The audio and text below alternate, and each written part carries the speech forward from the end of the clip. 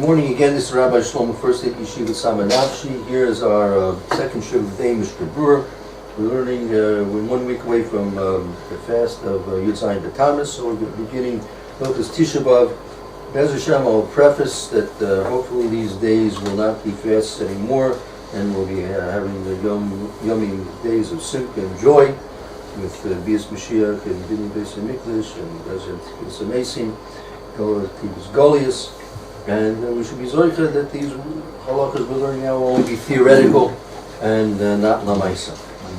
So here in Tov Kuf Mem Tet, we have the Sanas Arba Somos. There are the halachas of the 4 fasts that we're accustomed to fast during the year. Yom Kippur is not mentioned here because that's obviously a deraisa, right? The other four fasts are mentioned as the Mechaber and the Mishna is going to explain. There's a fifth one. Purim is not mentioned. Purim, exactly. Also, Purim is not mentioned. Also, for another good reason, because that also doesn't have to do with the Korban Abayis. Right. So Yom Kippur is not listed because it's the rice. Purim is not listed. Kind of says not listed because that has to do with the remembrance of the fact, as the Mishna explains, that HaKodesh listens to our prayers at the time of our distress. If we fast, they do tshuva. Right? It doesn't have to necessarily have anything to do with the Korban. These fasts are because of the Korban, as we can see very clearly through the words of the Mishna. Amram, you like to begin for us today? The Hanot Arba Tzomot, you fast 4 fasts, 2 seifim, 2 paragraphs. Chayavim leitanot b'tisha b'av, v'yisheva asar b'tammuz, v'shlosha b'tishre, v'asra b'tevis. You're obligated to fast Tisha B'av on the 17th of Tammuz, the 3rd of Tishrei, and the 10th of Tevet. The Dvar Maram Sharu B'mipnei Ramshar, because of the bad things that happened to us in those days. Right. Okay, Mishna Bruce. Chayavim leitanot, we are obligated to fast. The Humi Devra Anabim, it's from the prophets. So this is one step higher than the rabbis, right? Yeah, because the Nevi'im, they're already based on psukim. Right. So when you have the dinim that are brought down with the Rabbanan, pure with the Rabbanans, that's usually based on the Gemara. Right. Yeah. It can based on. Go ahead. I'm sorry. Yeah. Who's saying this? The prophets. So it goes before the time to the rabbis. Okay, but they're telling us what to do. They're not quoting something from the Torah. No, they're telling us what to do based on their prophecies. Okay, which prophets? Oh, we're going to see. Very good. We're going to see those. That's. Okay, I'm sorry. No. They're all based on the prophecies which have been recorded, based on psukim. We'll see them. The Mishna is going to go through each and every one. Okay. We'll see. Very good. The Humi Divrei Anabim, it's from the words of the prophets. It's written in the Torah.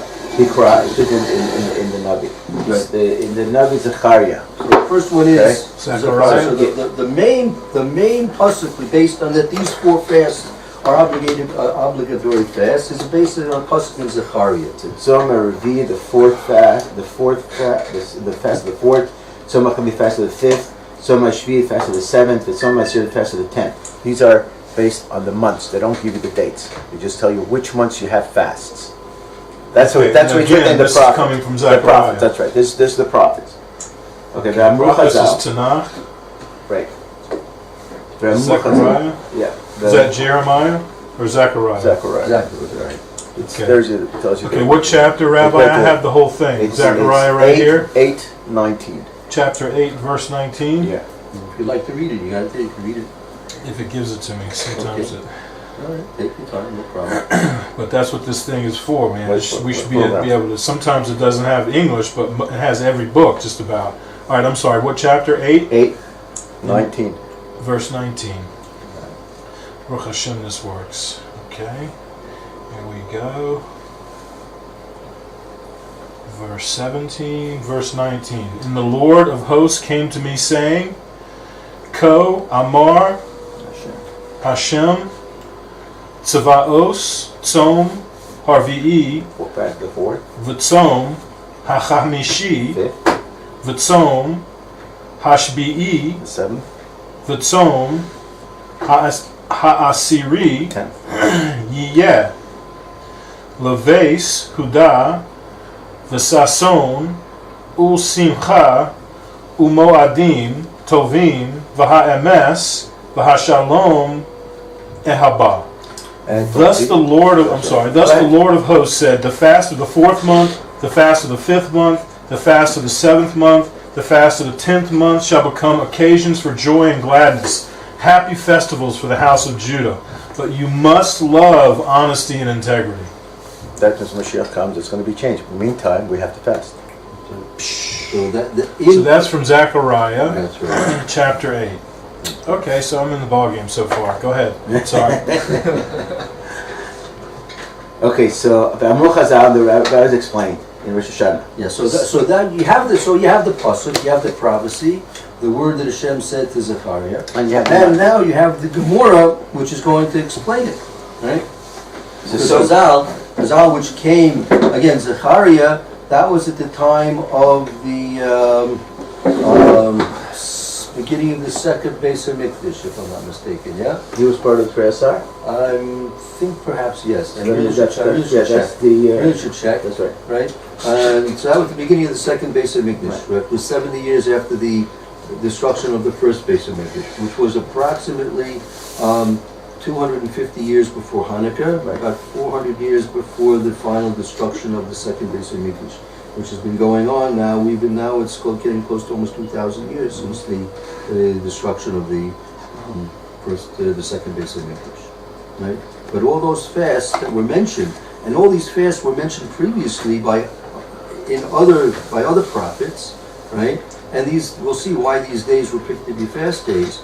And in the prophecy of Zechariah is the promise from HaKodesh Baruch Hu that these days will not remain fast days, that these days will eventually become days of joy.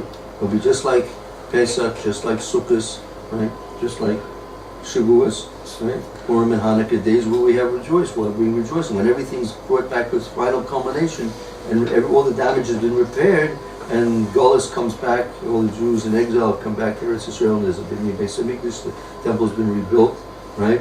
Then these days will be no longer necessary. There'll be no necessity to fast on it.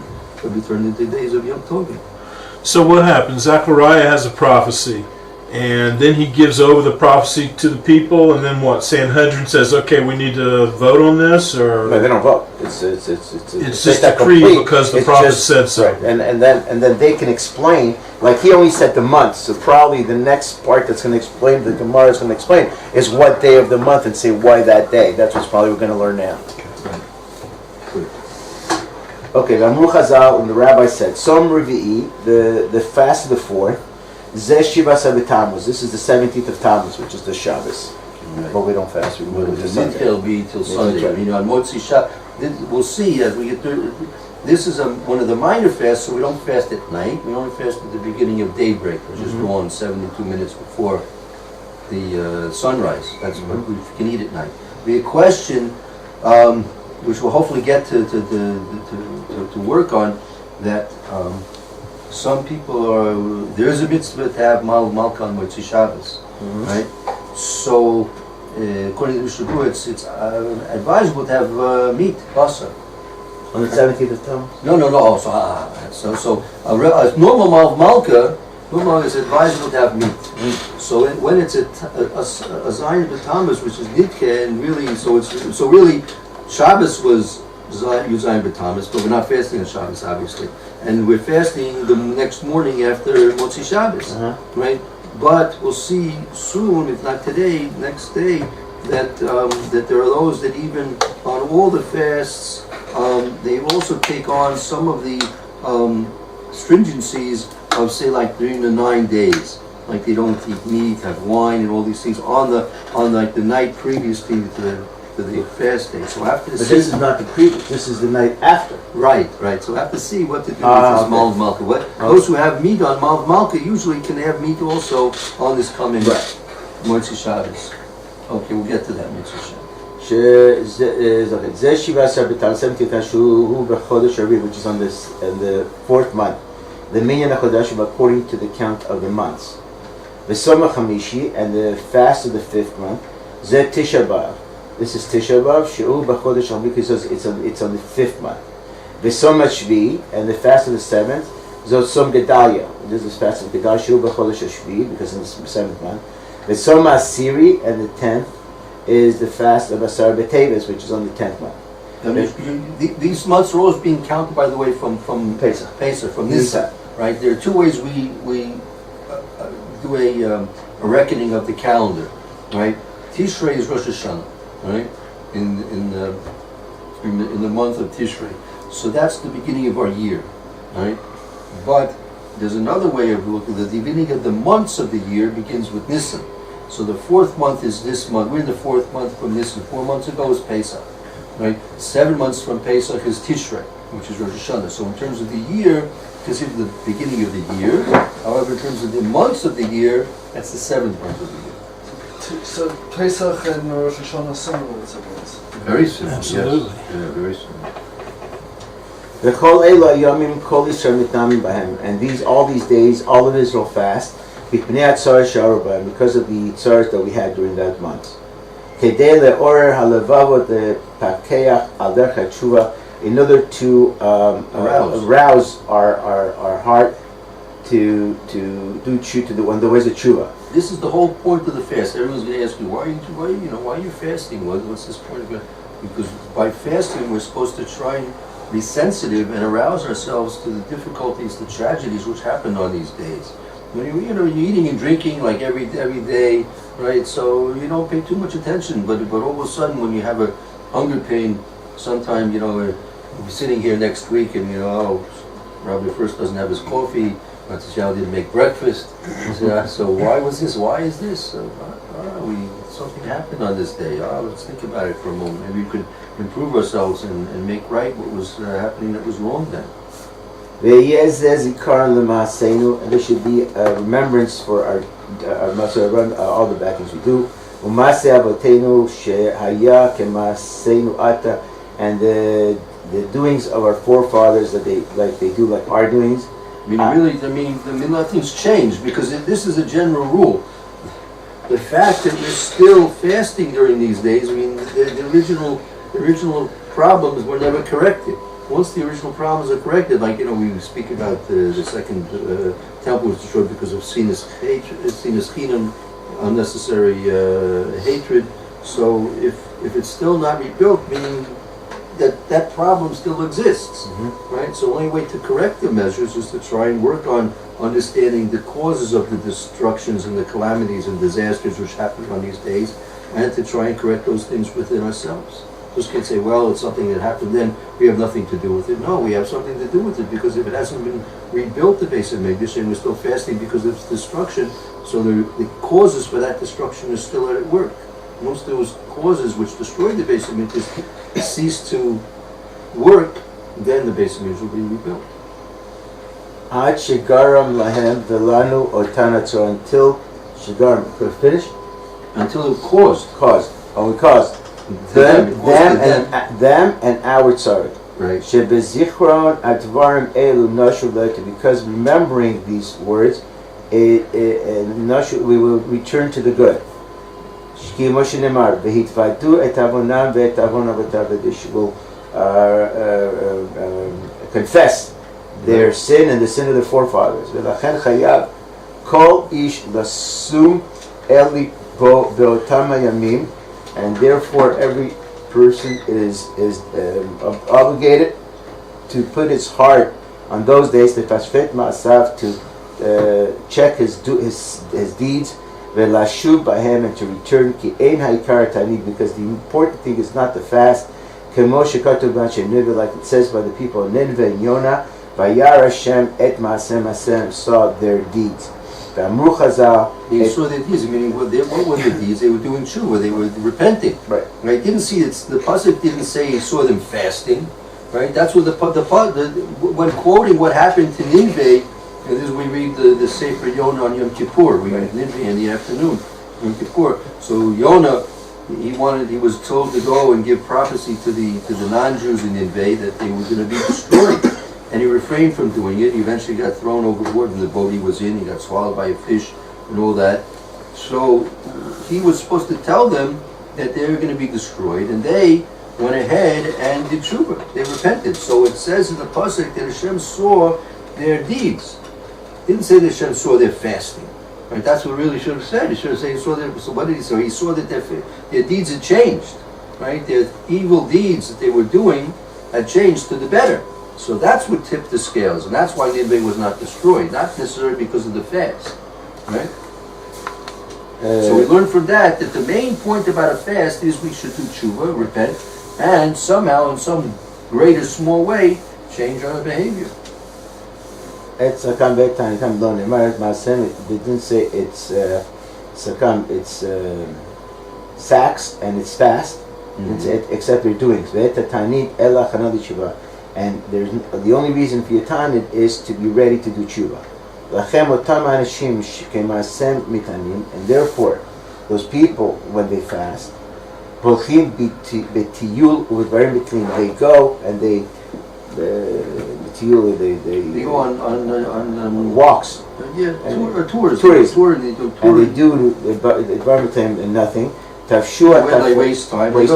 They go touring, they waste time. You say, it's a good day to go shopping, it's a good day to do this, good day to go to the beach, right? No, that's got the whole point wrong. They took the non-important things and they threw away the important things. Meaning they say, well, look, I'm fasting, so now I can do anything I want. Right? No, fasting is just a way to soften us up, right, and get us ready to do tshuva, to start thinking about things in a more serious way, to do tshuva, right? But if you're going to fast and say, well, since I'm fasting, I can now go to the beach, I can now go shopping, maybe, I'm going to do some work here in the library or something like this. No, you see the point. The point of the fast is that we should be able to change our ways, not to be distracted to do other things which you may not have time to do on another day. When we come in any place, any Torah that's going to be qualified, you should not only just do tshuva. You might think that with being Torah, what's the main point? Tshuva. No, you have to fast as well. You say, well, I'm going to do such a great tshuva, I don't have to fast. No, you still have to fast. The fast is that's not the main thing, but you still have to fast. Ki yamim elu mitzvah aseh midiversion, because these days are mitzvah according to the prophets. They are not to fast by him. Like we said before. So basically, you have to do both things. Yes. One without the other doesn't help. Exactly. Very good. Okay. Sip, cut and paste. Because of bad things. Okay, so now he's going to explain. He's going to explain the history of what happened on these days. And the point is, why do we have to know the history? Because by knowing the history of what happened, and this is only very, very brief. Obviously, there's a lot more you can do about this. The whole chapters in the prophets that are written about what occurred on these days. Chapters and chapters, right? And then you have the commentaries which go into details, and others foreign, and Gemoras which go into details about what happened and why. But this is just the basics about why we have to try and focus our attention on these days. So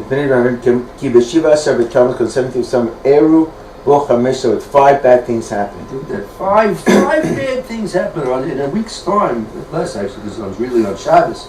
Right? In a week's time, you have to remember 5 bad things that happened. Because the tablets were broken. When Moshe came out down from the mountain to the forest by Torah, as it says in the Torah. And they couldn't do the daily sacrifice. When they had the first temple, they couldn't do it. They stopped doing it. And the second. During the time of the second Bet HaMikdash, the house was destroyed. The Hukba year, the walls was breached. The walls of Yerushalyim were breached at the time of the destruction of the second Bayis. In 3 weeks before the destruction of the second temple, they broke into Jerusalem. They broke through the walls of Jerusalem. The Sarav Apostamos Arashet Torah, and Apostamos the we could burn the Torah. And he put an idol in the temple. Wait a second. You just said 2 in a row. I missed the burn the Torah. They burned the Torah and put an idol in the temple. That's the same person. At the same time. At the same time. He burned the Torah and put an idol in the temple. That's right. That should be 5. Number 1 is Moshe Rabbeinu breaking the Luchos, and then the Talmud was bottled by his Rishon. Number 3, Hukba Be'ir, the city was breached, and then the 4th one was Saraf Es Torah. And then 5th was the Tzelem in the Heichal, the idol in the courtyard of the temple. Right. ובתשעה באב היה בו חורבן גדול שנחרב בו בית ראשון. And on the 9th of Av was the main fire that burned the first temple. וגם השני, and also on the second temple was also burned. ובזה היום נגזר על אבותינו שבמדבר שלא ייכנסו לארץ. And on that day there was decreed that the Jews in the desert would not enter Israel. That was the 9th of Av also. Right. The Meraglim came, a little bit of a because they came on Ches Av, they told over their bad report, and then that night we cried, because the Gemara says, because we cried for nothing in the Midbar, Yeshua said, well, I'm going to give you a reason to cry for all the generations. And on that day, a big city was destroyed, and its name was Beitar.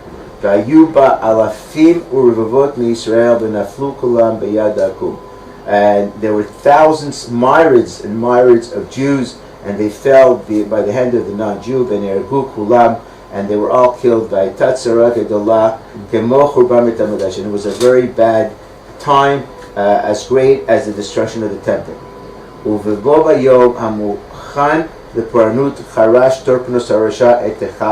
And on that day, the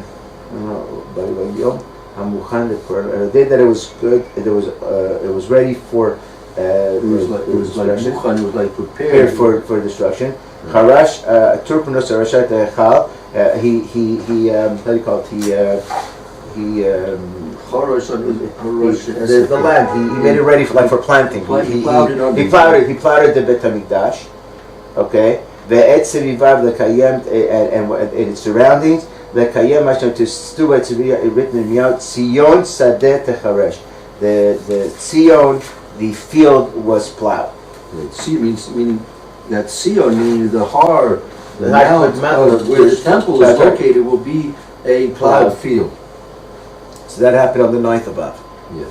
The Yom Shlishi B'Tishrei, on the 3rd of Tishrei, Bo Nera Gedaliah ben Achikam. Then the Gedaliah ben Achikam was killed. Sheminuhu lerosh la'achar churban, that they put him in charge after the destruction. Pleta Nishrit, with the leftover of the Jews that were left there.